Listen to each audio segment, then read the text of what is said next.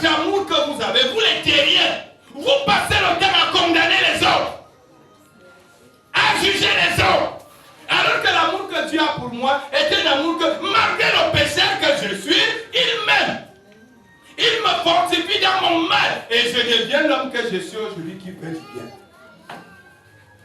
Mais si ça aurait été les hommes condamnent les autres dans un geste.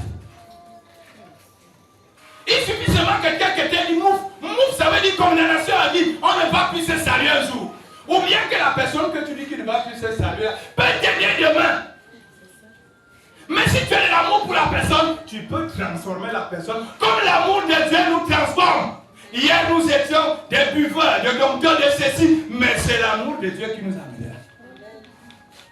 Moi, je ne suis pas là parce que j'ai tellement étudié la Bible. Je suis là parce que c'est l'amour de Dieu qui me conditionne. C'est l'amour de Dieu qui fait que ce que tu faisais hier, tu ne le fais plus aujourd'hui. Et ce que tu fais aujourd'hui, tu ne le feras plus demain. L'amour de Dieu le fait. Parce que Dieu, il a l'amour. Mais l'homme, c'est d'âme pour d'âme et pour eux. Tu m'as giflé ici, je te gifle là-bas, et c'est bon.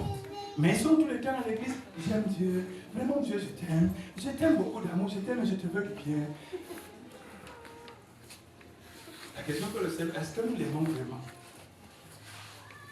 Parce que si réellement nous aimons Dieu, il y a beaucoup de choses qui devraient déjà s'améliorer dans nos vies. Et moi je dis toujours, les gens qui nous dépassent dans l'amour, ce sont ceux que vous voulez toujours envoyer le feu des sorciers.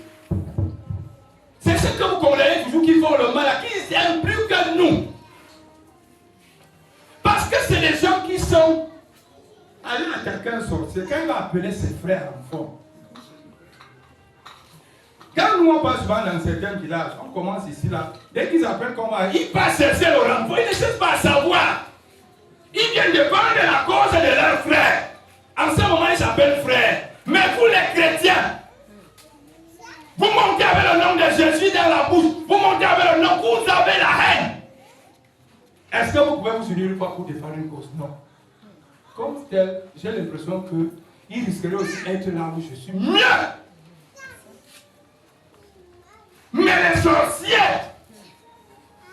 ils ne regardent pas ça. Non, ton Dieu va venir nous combattre ici. Je m'en vais faire le renfort avec mon sorcier pour qu'on combatte ton Dieu ensemble. Il ne doit pas nous gagner. Mais vous préférez être seul.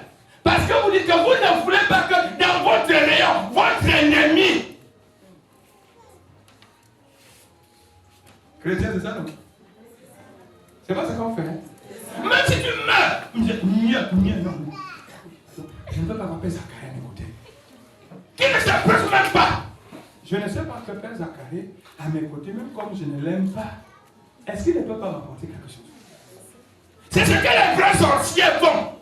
Quand vous voyez, ils ne font que gagner des villages là. Vous allez dire. Les chrétiens sont les vampires. Les chrétiens ne s'aiment pas. Laissez l'hypocrisie, les chrétiens ne s'aiment pas. Les vraies personnes qui s'aiment, ce sont les sorciers. Les chrétiens, c'est de l'hypocrisie. Les chrétiens ne s'aiment pas. Et là où nous sommes assis, là où vous êtes assis, là où vous allez rentrer dans vos familles, vous allez comprendre ce que je suis en train de dire. C'est plein d'hypocrisie. Le chrétien aime celui qui aime. Si tu ne m'aimes pas, je ne t'aime pas. Mais Dieu aime qui? Tout le monde. Noiro, rougeau, jauneau, couro, minceau. Mais le chrétien, déjà que dans les églises, ma soeur, mon frère, mon frère. Et lorsqu'on sort de l'église, il n'est plus ton frère. Alors que vous tous vous appelez Dieu. Mais parce qu'il est de l'autre côté, il n'est plus. Alors que vous tous vous appelez le même Dieu. L'amour.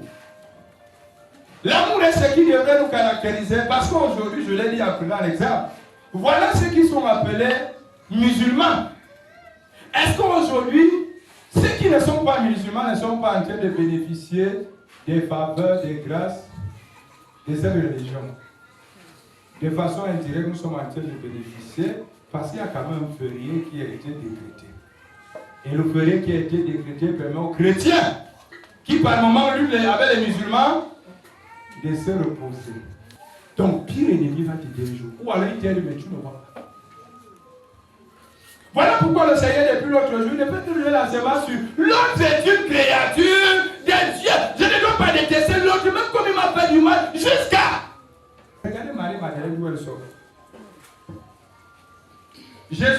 condamné Marie-Madeleine. Dis à Marie-Madeleine que vraiment, excuse-moi, ta vie là, c'est une mauvaise vie, mets-toi de côté, je ne peux pas te voir là avec la certitude.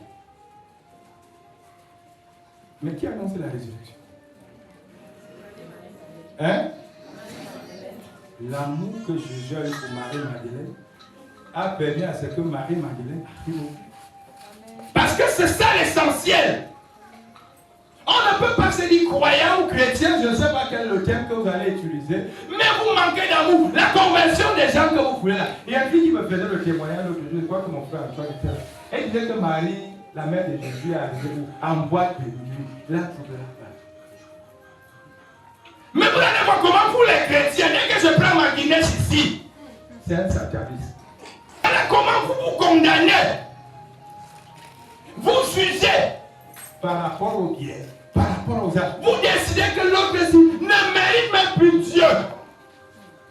Parce qu'il y a un acte posé, il ne mérite plus. Dieu n'est même plus en lui.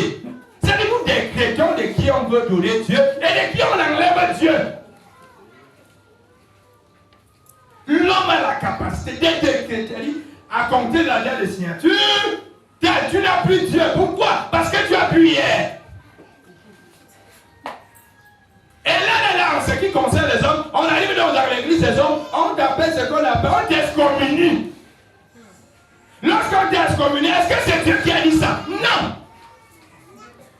Mais les hommes passent le temps à excommunier les autres dans leur cœur sous prétexte que c'est Dieu. Dieu est amour.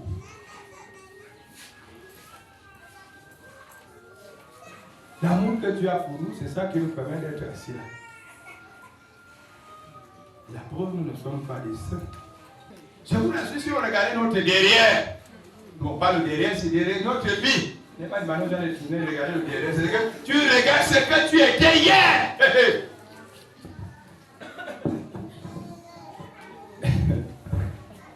C'est que c'est grave. Nous voulons souvent croire que nous sommes derrière ce que nous ne sommes pas. Tu ne peux pas devenir ce que tu veux devenir si ce n'est pas Dieu. L'amour de Dieu, ce n'est pas quelque chose que je vais décider d'aller me condamner pour ce que Dieu n'a pas encore condamné. Dieu nous invite aujourd'hui, comme la maman essaie de le vouloir le dire, de faire le bien. Comme je ne sais même pas quel est le bien que je dois faire, mais je devrais me battre. Parce que je ne sais pas ce qui est bien, ce qui est mauvais. Parce que je peux faire entre guillemets croire que c'est bien pour les hommes. Mais alors que pour Dieu, ce n'est pas ce qu'il faut. Mais nous devons lutter tous les jours pour espérer exprimer le bien. C'est à Dieu de crier. Que ce bien-ci est un bon bien ou alors que ce bien-ci est un mauvais bien. Parce que si tu fais aussi le bien, tu donnes la nourriture aux gens et la boisson, tu peux aussi faire mal. Parce qu'en donnant la boisson, quelqu'un va saouler, il va poignarder l'autre, tu as fait mal. Et ça, tu comprenais? Tu peux donner la bière qui ne compte les degrés montent, tu as fait mal. C'est pas quoi à peu près. Alors que pour toi, tu savais que tu faisais ce qui est bien. Ou alors tu donnes la nourriture à quelqu'un, là, il meurt.